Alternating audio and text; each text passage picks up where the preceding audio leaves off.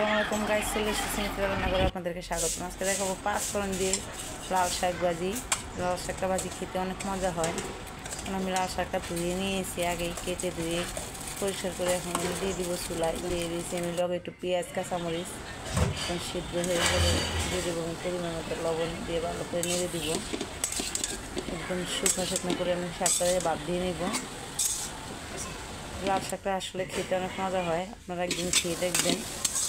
এই রেসিপিটা ফলো করে একদিন অবশ্যই বানিয়ে দেখবেন পাঁচফোড়ন দিয়ে।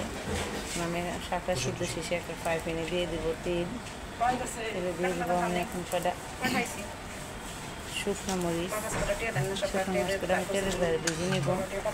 শাক অবশ্যই শুকনো মরিচে বাগার দেবেন, দিলে খেতে আসলে মজা হয়। দিয়ে দেবো আমি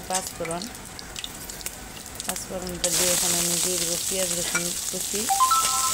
পেঁয়াজ রসুন 1 কাপ আছে, 1 কাপ পরিমাণ পেঁয়াজ রসুন কুচি দিয়ে এখানে আমি লাল করে ভেজে নিব। দিয়ে দেবো লাল করে দেওয়ার শেষে দিয়ে দেবো আমি শাকটা দিয়ে ভালো করে নেড়ে নিব। যদি ভালো লাগে লাইক কমেন্ট শেয়ার করবেন, সাবস্ক্রাইব করে দেবেন। নতুন নতুন ভিডিও পেতে গেলে এখানে বাজিয়ে দেবেন। ভালো করে শাকটার সাথে আমি পেঁয়াজ রসুনগুলো ভালো করে মিক্স করে নেব।